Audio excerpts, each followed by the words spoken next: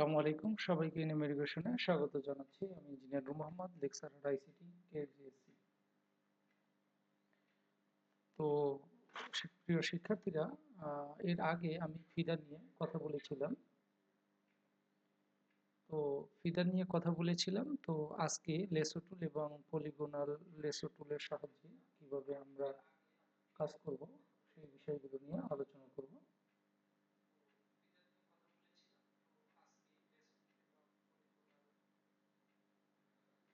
তো তোমরা যেখানে বুঝতে না পারবে তোমরা সেখানে কমেন্টস করবে। তো আমি অলরেডি এটা ইউটিউব লাইভে আছে, ইউটিউব থেকে ফেসবুকে শেয়ার করা আছে, এবং তোমরা তোমাদের পরিচিত জন যারা আছে তাদের সাথে তোমরা এটা শেয়ার করতে পারো, তাদেরও দেখার সুযোগ করে দিতে পারো।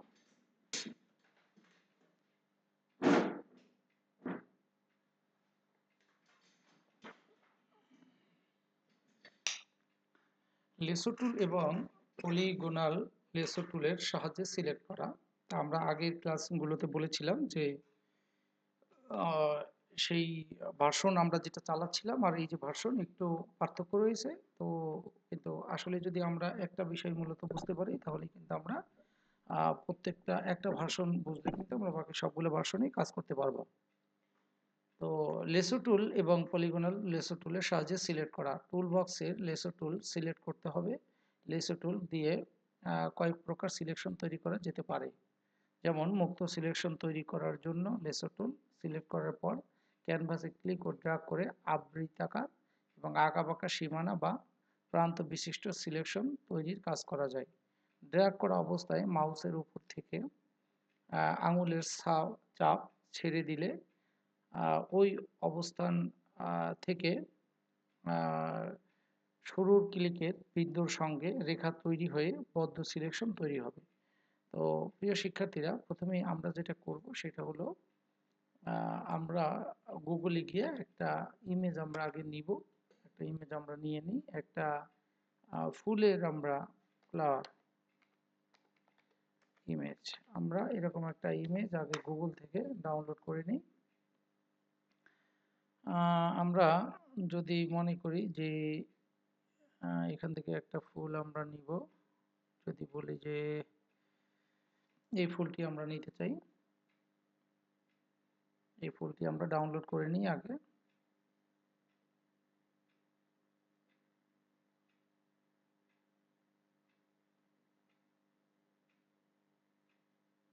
আর তোমরা ইউটিউব থেকে আমার এই ভিডিওটি দেখলে অবশ্যই তোমরা পিক্সেলটা সেটিংয়ে গিয়ে তোমরা বাড়িয়ে নিবে, তাহলে তোমরা ক্লিয়ার দেখতে পাবে।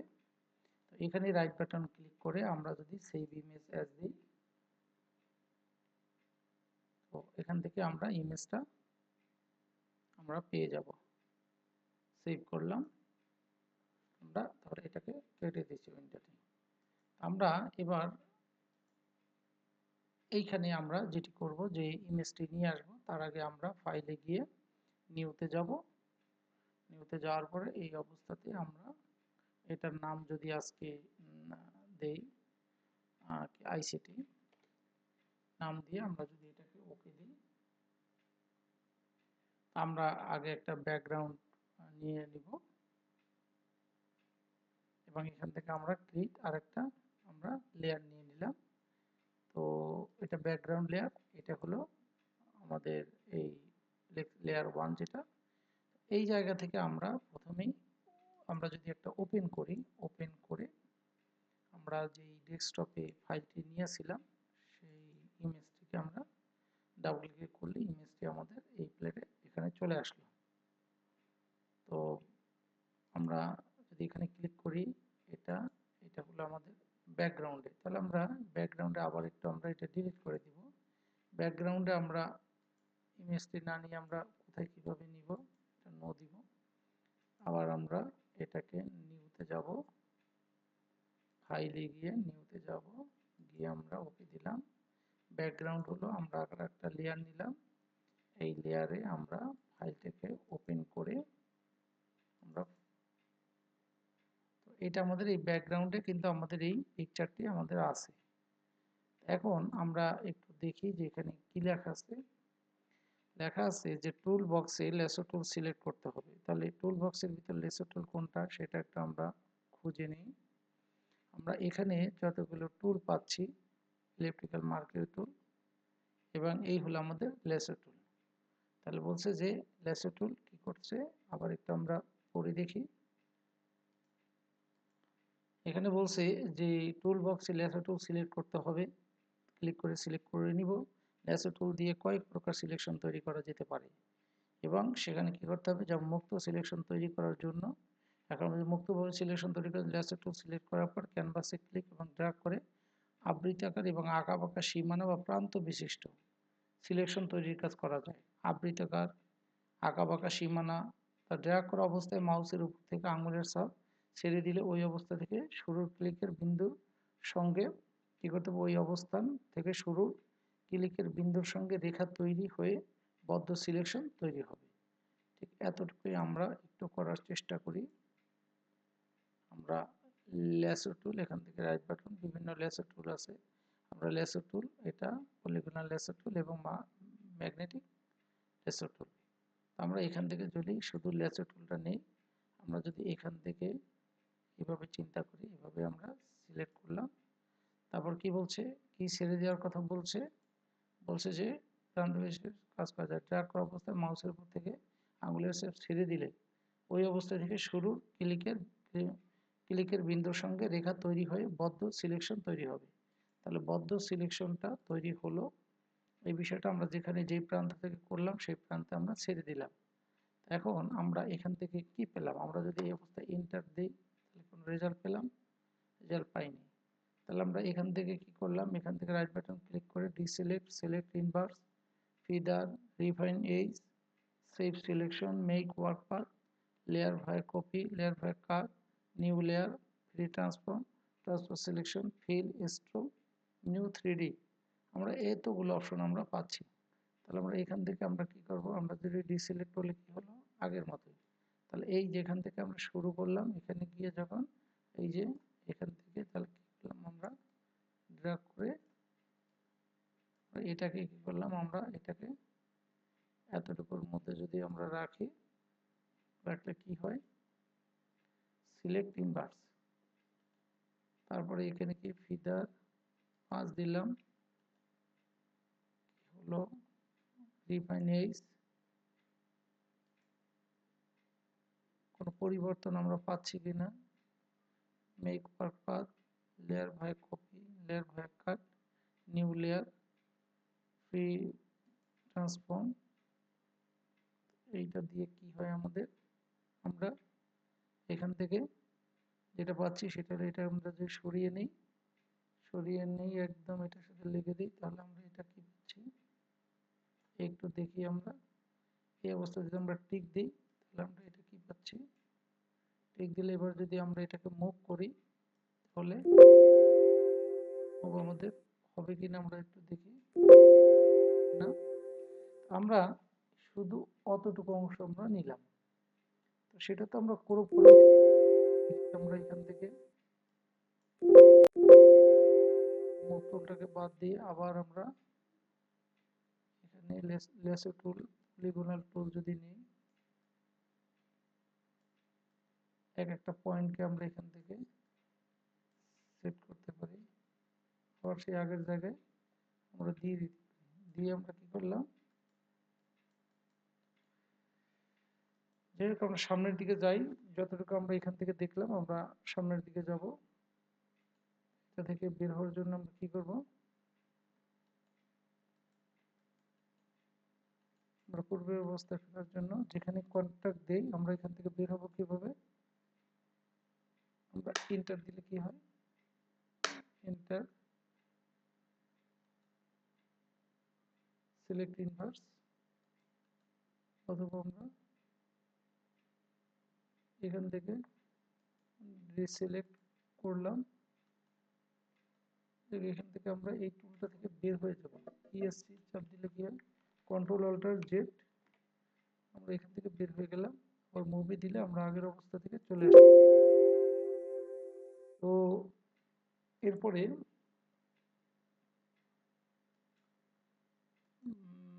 আমরা আবার বইয়ের পরের অংশে থেকে একটু যাই।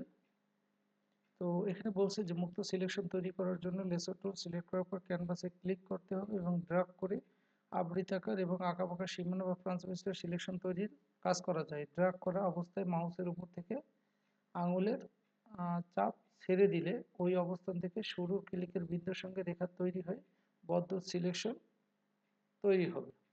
এরপর কি বলছে, সিলেকশন ভাসমান, যেটাকে ফ্লোটিং থাকা অবস্থায় সিলেকশনটি আমাদের ভাসমান বা ফ্লোটিং থাকা অবস্থায় সিলেকশনের মধ্যে ক্লিক করে ড্র্যাগ করে অন্যত্র সরিয়ে স্থাপন করা যাবে।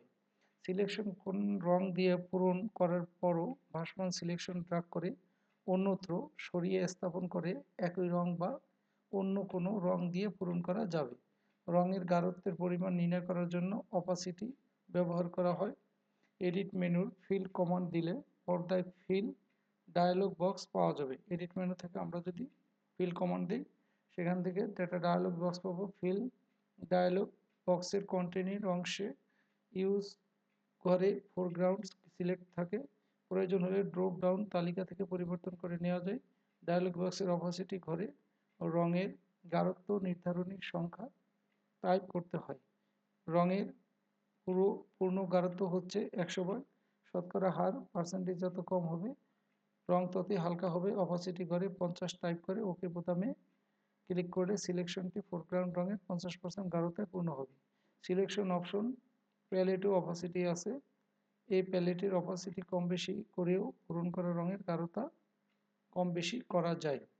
তাহলে আমরা এখান থেকে যেই পিকচারটি নিয়ে কাজ করেছিলাম, আমরা যদি একদম আগের জায়গায় ফেরত যেতে চাই, আমরা একদম যেভাবে আমাদের ইমেজটি ছিল,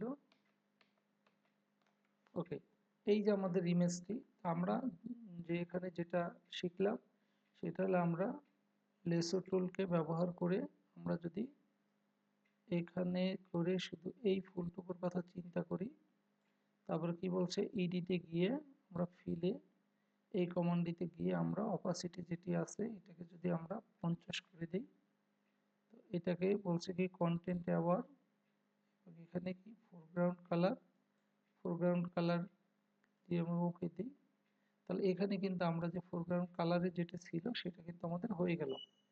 আমরা যদি আবার এখানে লাল লাল দিই, লালের এখান থেকে যদি ক্লিক করি, তাহলে কিন্তু আমরা এখানে আবার ফিলে গেলাম। ফিলে গিয়ে আমরা 50% আমরা এই কালার ফোরগ্রাউন্ডে ওকে করলে তাহলে এটা কিন্তু আমাদের লাল হয়ে গেল। তার মানে আমাদের আগে যে অবস্থাটা ছিল আমরা কিন্তু এইভাবে করে এই যে কাজটুকু আমরা করতে পারি, যে অর্থাৎ ল্যাসো টুল এবং পলিগোনাল ল্যাসো টুলের ব্যবহার।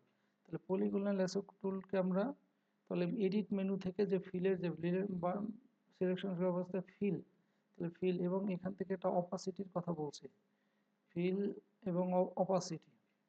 তাহলে আবার যদি আমরা সেই পূর্বের অবস্থায় ফেরত যাই,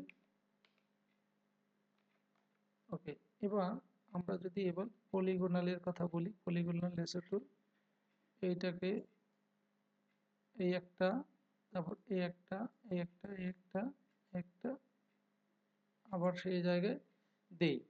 এখন এই অবস্থায় যদি আমরা ইডিতে গিয়ে ফিলের কথা চিন্তা করি, ফিল চিন্তা করলে এটাকে 100 না দিয়ে এটাকে যদি কত হালকা করে এটাকে যদি আমরা 10 দেই, ফোরগ্রাউন্ড কালার যেটি রয়েছে এখানে কন্টেন্ট অ্যাওয়ার যেটা ছিল সেটাই থাকুক। এটা দেওয়াতে কি হলো, কোনো পরিবর্তন আসে নাই, কারণ আমরা ফোরগ্রাউন্ডটাকে যখন, আর এখানে কি অপাসিটির একটা বিষয় থাকবে। অপাসিটি আমাদের কোথায়, তাহলে আমরা এখানে গিয়ে যখন আমরা ওকে দিলাম এবং আমরা ইডিটে যাব, সেখান থেকে ফিরে যাব, এখানে গিয়ে আমরা ফোরগ্রাউন্ড এটাকে যদি আমরা ওকে দিই, তাহলে আমরা দেখি একটা পরিবর্তন কিন্তু আমরা পেয়েছি।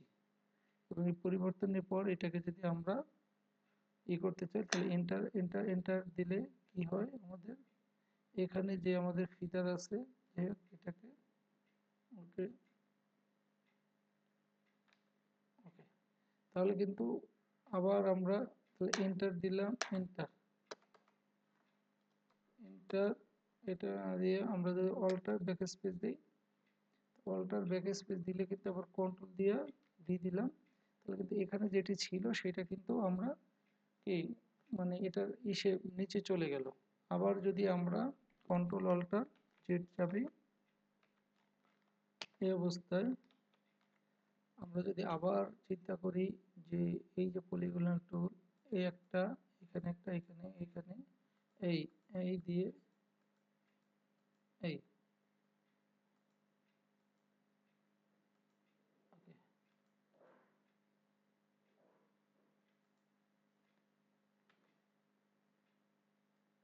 এই এই এই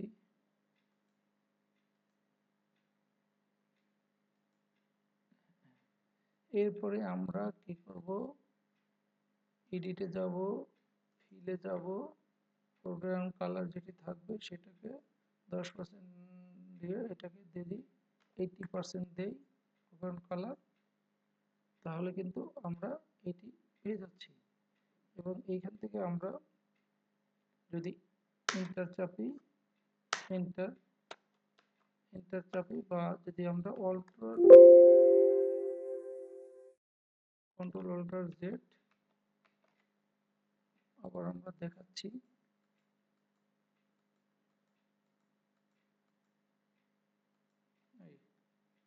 এটা দিয়ে আমরা যদি ফরগ্রাউন্ড কালার যেটি রয়েছে এটাকে যদি আমরা এই কালারটা দিই, ওকে দিই, কন্ট্রোল ব্যাক স্পেস দিই এবং কন্ট্রোল ডি সিলেক্ট করি। এখন আমরা মুভ যদি করি, এই মুভ টুলটি আমরা ব্যবহার যখন করব কাজ করছে না। তো আমরা আর একটু সামনের দিকে যাই, যেখানে ফিল ড্রাগ করে অন্যত্র সরিয়ে স্থাপন করা একই রং বা অন্য কোনো রং দিয়ে পূরণ করা যায়। আমরা রঙের ঘনত্ব পরিমাণ নির্ধারণ করে অপাসিটি ব্যবহার করতে পারি এডিট থেকে। তাহলে এরপরে স্ট্রোক স্ট্রোক কমান্ডের সাহায্যে সিলেকশনের বর্ডার তৈরি করা যায়। স্ট্রোক কমান্ডের মধ্যে সিলেকশনের বর্ডার তৈরি করা যায়। সিলেকশন ভাসমান থাকা অবস্থায় edit menu stroke command select করে স্ট্রোক ডায়লগ বক্স পাওয়া যাবে। এডিট মেনু থেকে স্ট্রোক ডায়লগ বক্সের স্ট্রোক উইথ ঘরে 1 থেকে 16 পর্যন্ত যে কোনো সংখ্যা টাইপ করা যায়। এই সংখ্যা অনুযায়ী বর্ডারের প্রশস্ত নির্ধারিত হয়।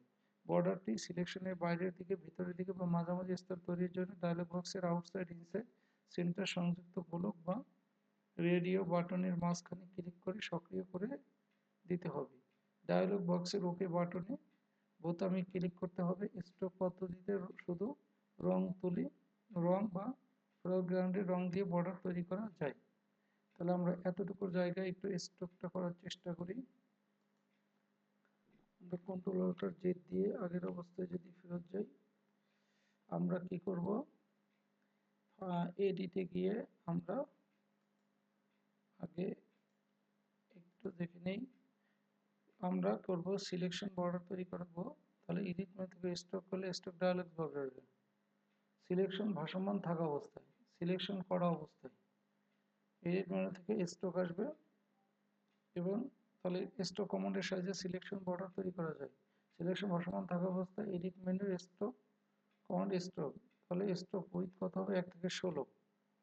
তো সেখান থেকে আমরা তাহলে আমরা এটাকে সিলেকশন করব। আমরা যদি এখান থেকে এইভাবে করে যদি আমরা এতটুকু সিলেকশন করি, তারপরে এডিটে গেলাম, এখন কিন্তু আমরা স্ট্রোকটা পেলাম।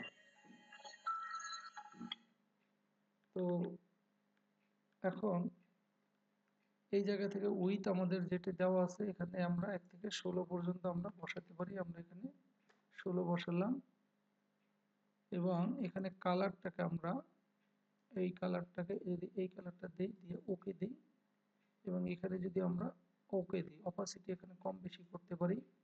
যদি 50 করি, আমরা ওকে দিই। তো ওকে দেওয়ার পরে এখানে যেটি হলো, আমরা আগের চিত্রটার সাথে মিলাবো যে স্ট্রোক ডায়লগ বক্স পাওয়া যাবে, সেখান থেকে সংখ্যা বসালাম ভিতরের দিকে মাঝামাঝি স্থানে ডায়ালগ বক্সের আউটসাইড, ইনসাইড এবং সেন্টার সংযুক্ত গোলক বা রেডিও বাটনে সক্রিয় করতে হবে। ওকে বাটন ক্লিক করতে হবে। স্ট্রোক পদ্ধতিতে শুধু তুলি রং বা ফোকাল রং দিয়ে বর্ডার করা যায়। তাহলে এখন আমরা এটাকে যদি অ্যাপ্লাই করি,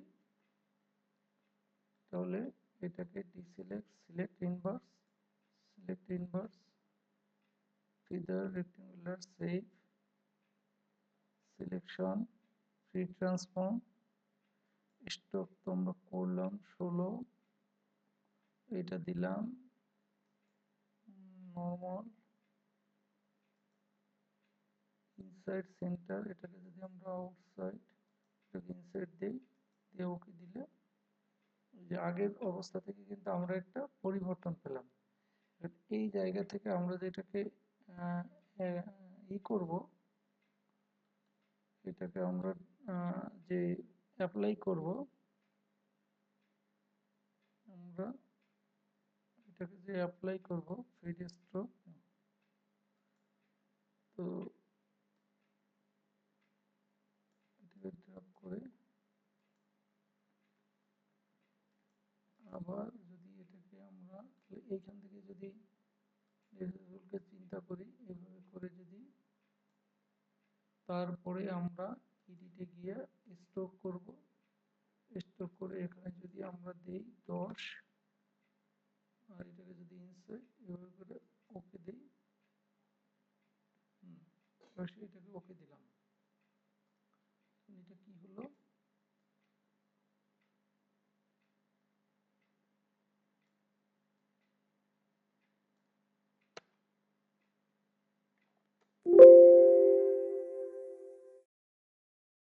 ব্যাকস্পেস দিলে আমার প্রোগ্রামের কালারে এটার সাথে এটা আসলো।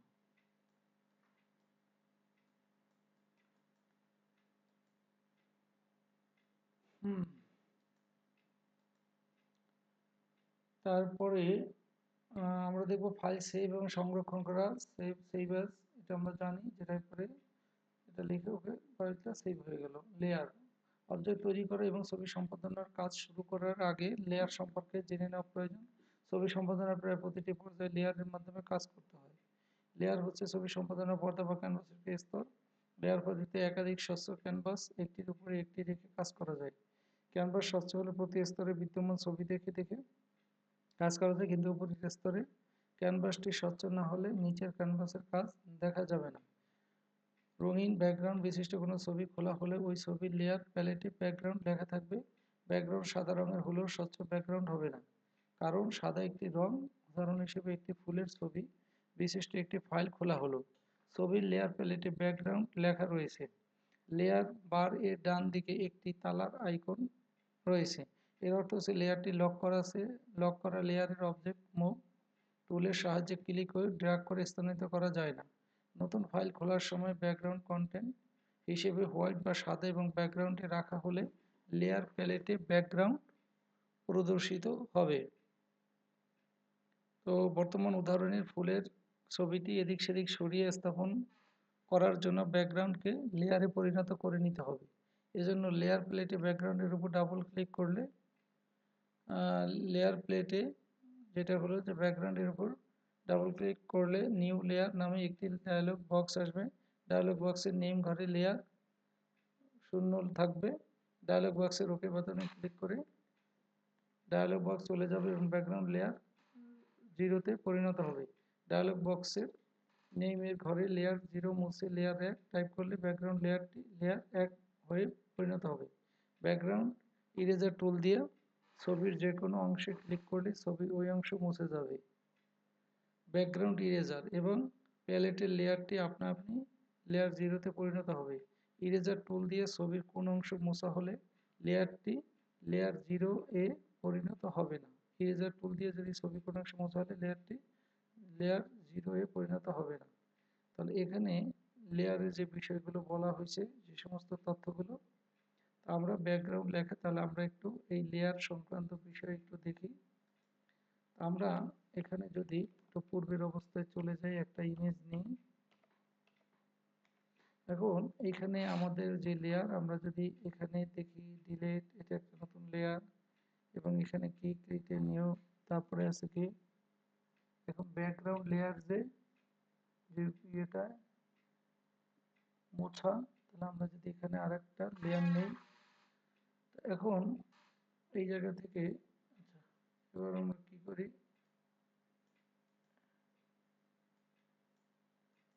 আচ্ছা আমরা মোটামুটি এই ব্যাকগ্রাউন্ডটা আমরা ডিলিট করে দিই। ফ্রেশ করা অবস্থায় এই লেয়ারটি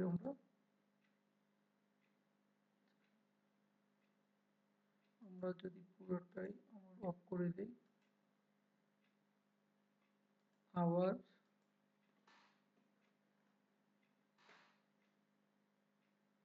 আমরা ফটোশপ অন করব, তাহলে এখানে ব্যাকগ্রাউন্ড যে লেয়ার, ফোরগ্রাউন্ড এবং ব্যাকগ্রাউন্ড যে লেয়ার, সেটা নিয়ে আমরা একটু আলোচনা করবো। আমরা এখান থেকে ওপেনে যাব, ওপেনে গিয়ে আমরা ইমেজটা নিয়ে আসবো। ইমেজটা নিয়ে আসার পরে আমাদের যে ব্যাকগ্রাউন্ড লেয়ার, আমরা এখানে এটা কিন্তু আমরা লক করা দেখতেছি, এটা লেয়ার 0-তে হয়ে গেল। যেহেতু হয়ে যাওয়ার পরে বিষয়টা কি হলো, ডাবল ক্লিক করলে যেখানে বলছে যে একটি ফুলের ছবি সৃষ্ট হবে। ছবি লেয়ার প্যালেটে ব্যাকগ্রাউন্ড লেখা রয়েছে। লেয়ার বারের ডান দিকে একটি তালা আইকন আছে, এর অর্থ হচ্ছে লেয়ারটি লক করা। লেয়ার অবজেক্ট মুভ টুলের সাহায্যে ক্লিক এবং ড্র্যাগ করে স্থানান্তর করা যায় না। নতুন ফাইল খোলার সময় ব্যাকগ্রাউন্ড কন্টেন্ট হিসেবে হোয়াইট এবং সাদা, ব্যাকগ্রাউন্ড কন্টেন্ট হিসেবে হোয়াইট বা সাদা এবং ব্যাকগ্রাউন্ডে রাখা হলে লেয়ার প্লেটে ব্যাকগ্রাউন্ড প্রদর্শিত হবে। বর্তমান উদাহরণ, ফুলের একটি ছবি এদিক সেদিক সরিয়ে স্থাপন করার জন্য ব্যাকগ্রাউন্ডকে লেয়ারে পরিণত করে নিতে হবে। ছবিটি যদি এদিক সেদিক সরাইয়া স্থাপন করার জন্য, এই জন্য লেয়ার প্লেটে ব্যাকগ্রাউন্ড লেয়ারের উপর ডাবল ক্লিক করে লেয়ার প্লেটে ব্যাকগ্রাউন্ডের উপর ডাবল ক্লিক করলে নিউ লেয়ার নামে ডায়ালগ বক্স আসবে। বলছে ডায়ালগ বক্সের নেইমের ঘরে লেয়ার 0 থাকবে, তার উপর ওকে বাটন ক্লিক করলে ডায়ালগ বক্স চলে যাবে এবং ব্যাকগ্রাউন্ড লেয়ার 0-তে পরিণত হবে। ডায়ালগ বক্সের নেইমের ঘরে লেয়ার 0 মুছে ডায়ালগ বক্সের নেইমের ঘরে লেয়ার 0 মুছে লেয়ার 1 টাইপ করলে ব্যাকগ্রাউন্ড লেয়ারটি লেয়ার 1-এ পরিণত হবে। ব্যাকগ্রাউন্ড ইরেজার টুল দিয়ে ছবির যে কোনো অংশে ক্লিক করলে ছবির ওই অংশ মুছে যাবে এবং প্যালেটের লেয়ারটি আপনা আপনি লেয়ার 0-তে পরিণত হবে। ইরেজার টুল দিয়ে ছবির কোনো অংশ মোছা হলে লেয়ারটি 0-তে পরিণত হবে না। তাহলে আমরা এই পর্যন্ত যেটি করলাম, এখানে বলছে কি যে লেয়ারের যে মানটি দেওয়া আছে, এখানে যে আমাদের অপাসিটি, অন্যান্য ফাইল অপাসিটি যাই হোক, এবং এখানে যে লেয়ারের যে নেম, সেটা আমরা এটা যদি আমরা ওকে দিই, তো ওকে দিলে কি হলো, এটা আমরা ক্লিক করে এটাকে যদি নেমের এখানে আমরা 1 দিই, তাহলে লেয়ার 1। এখন এখান থেকে আমরা ব্যাকগ্রাউন্ড যদি আমরা ওকে দিয়ে ব্যাকগ্রাউন্ড ইরেজার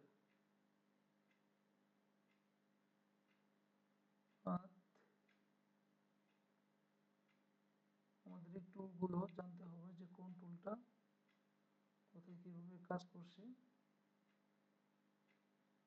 ব্যাকগ্রাউন্ড ইরেজার,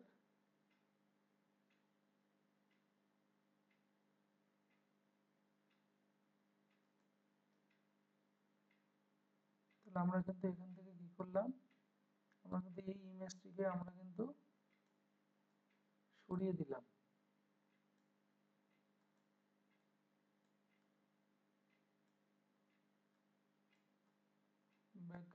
ব্যাকগ্রাউন্ডটাকে আমরা এই সে নিয়ে আসলাম, এই ব্যাকগ্রাউন্ডটাকে আমরা মুভ করে ফেললাম, মানে এই ছবিটা এখান থেকে আমরা সরিয়ে নিলাম মুভ টুল দিয়ে। অ্যাপ্লাই যদি করি আমরা,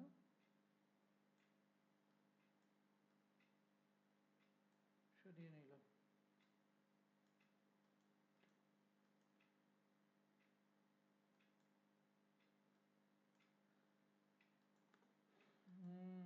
এখানে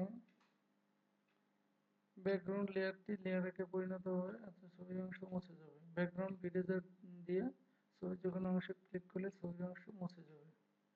একটি লেয়ারটি আপনা আপনি লেয়ার জিরোতে পরিণত হবে ইরেজার টুল দিয়ে। তাহলে এখন ব্যাকগ্রাউন্ড ইরেজার কোথায় আমরা পাবো? এটা একটু আমরা এখান থেকে ইউটিউব থেকে একটু হেল্প নেই।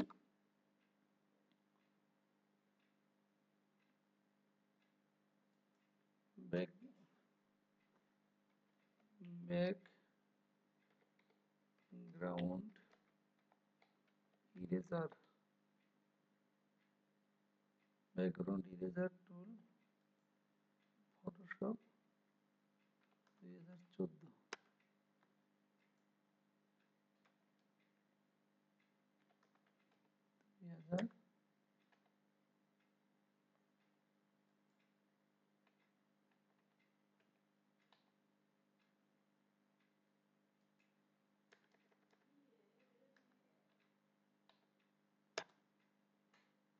Background eraser 2000 background eraser tool in Photoshop CC.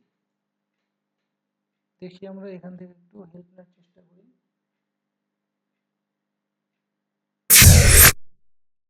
What is going on, guys? My name is Doug, or always on board, and in this tutorial I'm going to teach you guys how to remove a sky using the background eraser tool, and we're going to get straight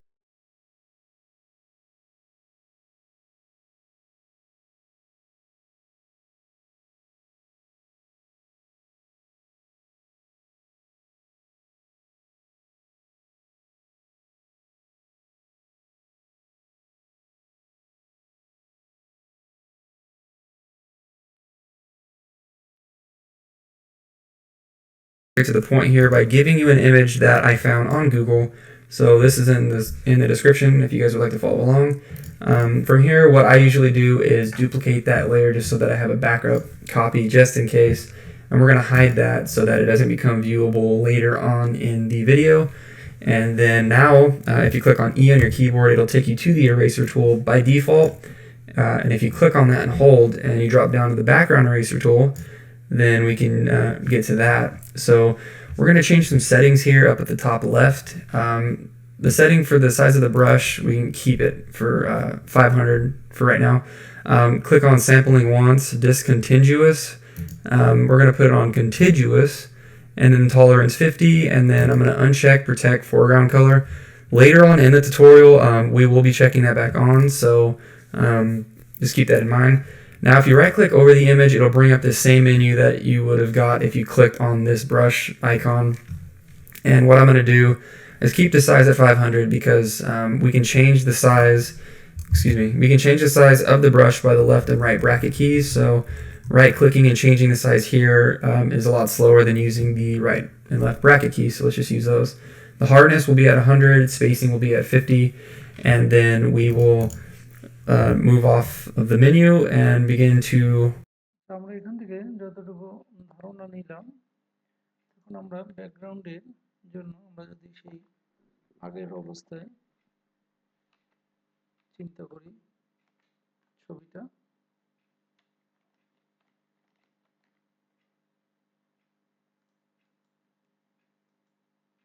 তো সেখানে আমাদের এই জায়গা থেকে আমরা background erase এবং right button click করলে background টুল তো পাওয়ার পরে আমাদের এখানে কিছু ভ্যালুর একটা ব্যাপার আছে। আমরা যদি এখান থেকে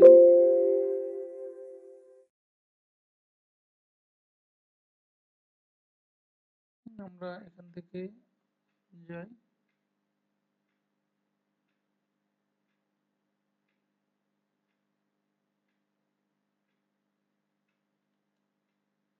ব্যাকগ্রাউন্ড ইরেজার টুল করে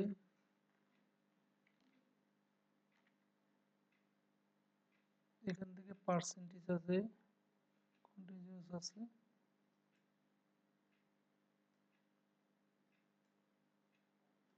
বড় করলাম, তাহলে এই অংশটুকু মুছে গেল। আমি যদি এই জায়গাটুকু এভাবে করে আমার যতটুকু সম্ভব আমি যদি পুরোটা জায়গায় সিলেক্ট করি, আমার ব্যাকগ্রাউন্ডে যে থাকলো সেটাকে আমি পুরোটা আমি মুছে দিতে পারি।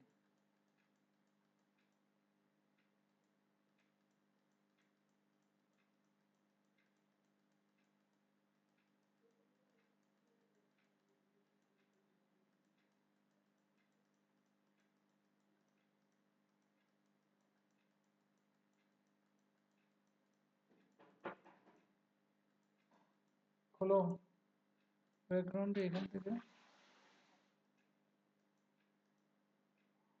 প্রত্যেকটা ব্যাকগ্রাউন্ডের জায়গা থেকে আমরা এই জায়গাগুলো থেকে মুছে উপরের জায়গায় নিয়ে আসতে পারি।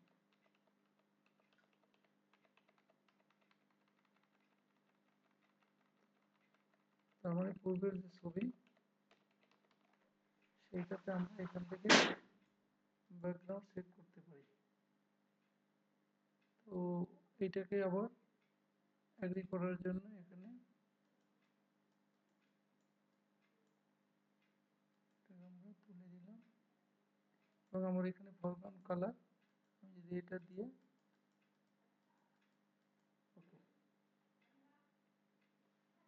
কন্ট্রোল অল্টার জে দিয়ে আমরা পূর্বের অবস্থায় চলে যেতে পারি।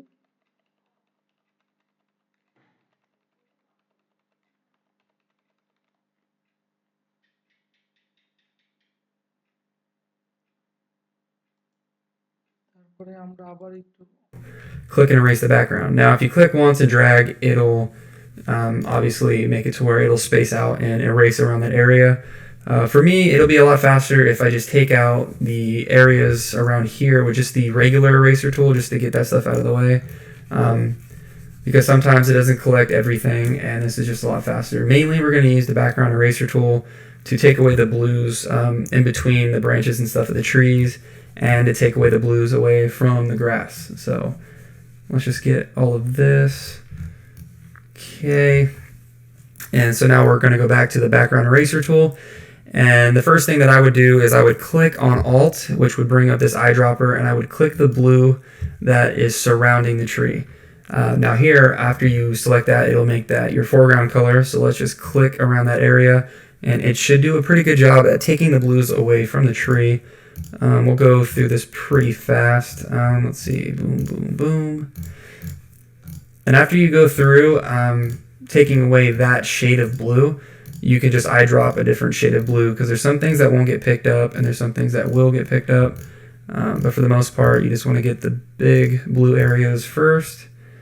And then once you get around these tree parts, we're going to have to change some settings up a little bit.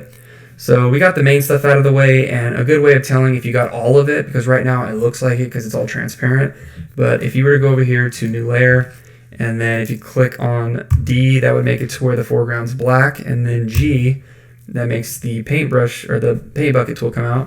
We can fill this in black and then drop this layer below that tree layer, and as you can see, along the grass line, there's some blues that look like they were gone at first, for me, I guess. And now we can erase those now that we see them.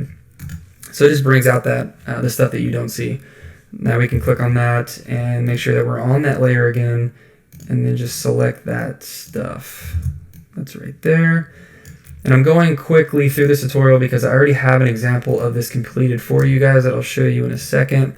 But now you guys are probably going to click on a branch or something, and this is going to happen, and then you're going to be confused.